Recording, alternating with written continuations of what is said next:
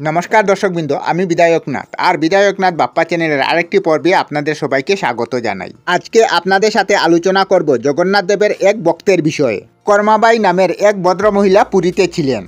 তিনি ছিলেন নিঃসন্তান, নিয়মিত যেতেন মন্দিরে। শ্রী জগন্নাথ দেবের দর্শন ছিল তার প্রতিদিনের কাজ। তিনি ধীরে ধীরে জগন্নাথ দেবকে পুত্র জ্ঞানে স্নেহ করতে লাগলেন। দর্শনের সময় তিনি নিয়ে যেতেন ফল, জগন্নাথ দেবকে নিবেদন করে আসতেন তিনি।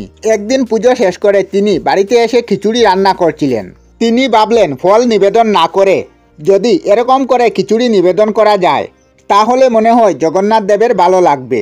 খারাপ লাগার তো কথা নয়। যেমন চিন্তা তেমনই কাজ। মনে মনে নিবেদন করলেন খিচুড়ি ঘরে রাখা জগন্নাথ দেবের মূর্তির সামনে। ঠিক সেই সময় ঘরে প্রবেশ করলো এক বালক।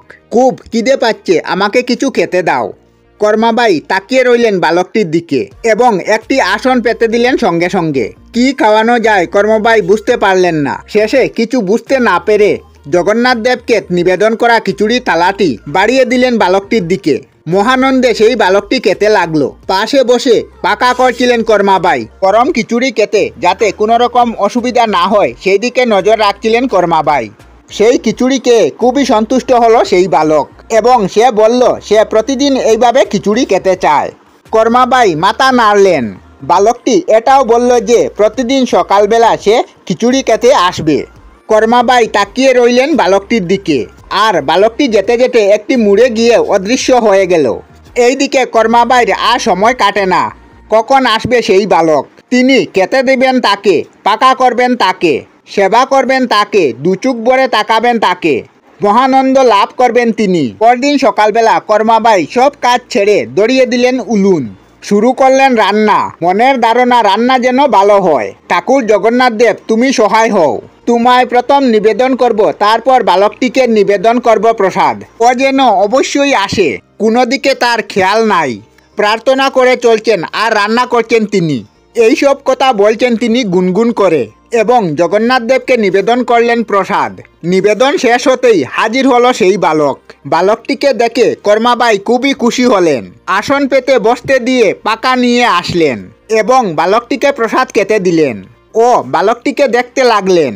খাওয়া শেষে বালকটি যখন যেতে লাগলো কর্মাবাই তাকে আটকালেন এবং বললেন কালকে আসতে। এইভাবে করে দিন কাটছিল তার।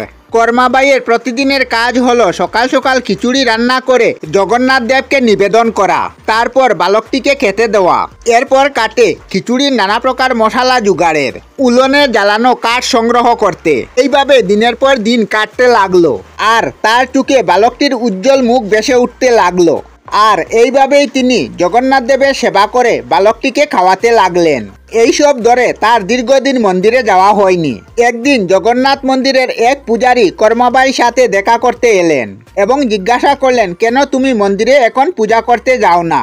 কথায় কথায় বললেন কর্মাবাই তা সারাদিনের কাহিনী। শুনে পূজারী বললেন স্নান করে পরিষ্কার পোশাক পরে তিনি যেন রান্না করেন, তারপর নিবেদন করেন প্রভুকে প্রসাদ। শুনে কর্মাবাই দুঃখিত হলেন এবং ভাবলেন তিনি স্নান না করে বাসি কাপড়ে এতদিন জগন্নাথ দেবকে ভোগ নিবেদন করেছেন।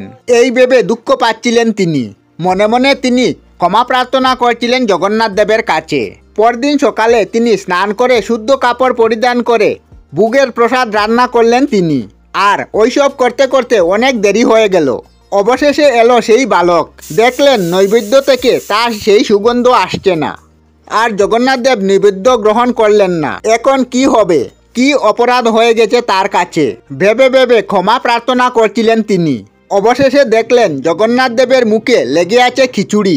তা দেখে ধ্যানে বসলেন তিনি এবং সব জানতে পারলেন। ধ্যান থেকে উঠে পূজারী ছুটলেন কর্মাবাইয়ের ঘরে এবং সবই খুলে বললেন এবং কর্মাবাই শুনে চমকে উঠলেন।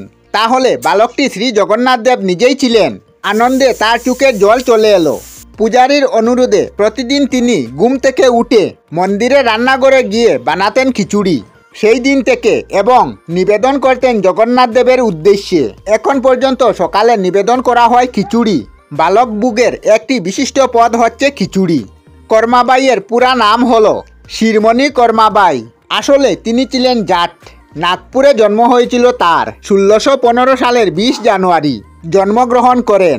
তিনি ছিলেন আজন্ম কৃষ্ণ ভক্ত। পরে তিনি পুরোপুরি পুরীতে চলে আসেন। ভগবানের জন্য খিচুড়ি সেবা করতে থাকেন তিনি বাকি জীবন। মাত্র 19 বছর বয়সে তিনি মারা যান। মৃত্যু হয় তার পুরীতে। সালটা ছিল 1635, দিনটা ছিল 25শে জানুয়ারি। মন্দিরের উদরেই তিনি হলেন সমাধিস্থ। এরপর থেকেই শ্রী জগন্নাথ দেবের রথযাত্রার সময় রথ দাঁড়িয়ে যায় সেই সমাধির কাছে। বেশ কিছুক্ষণ আপনা আপনি আটকে যায় চাকা, তখন রথ নাড়ানো যায় না সেখান থেকে। একটু সময় পরে আবার রথ চলতে থাকে। বলা হয় শ্রী জগন্নাথ তার ভক্তের দর্শন করেন, কৃপা করেন। এটাই হলো কর্মবাই জীবনী। আমরা আমাদের চ্যানেলে সব ধরনের ভিডিও আপলোড করি, যেমন ব্লগ, নিউজ, কুকিং ভিডিও, ধার্মিক আলোচনা ইত্যাদি। যদি আপনারা এই ধরনের ভিডিও দেখতে পছন্দ করেন তাহলে এই চ্যানেলটি নিশ্চয়ই সাবস্ক্রাইব করবেন। আমি আপনাদের সাথে বিদায়ক না, আজকের মতো বিদায় নিলাম। আর ভিডিওটি ভালো লাগে লাইক, শেয়ার ও কমেন্ট করবেন। ভিডিওটি সম্পূর্ণ দেখার জন্য অশেষ ধন্যবাদ।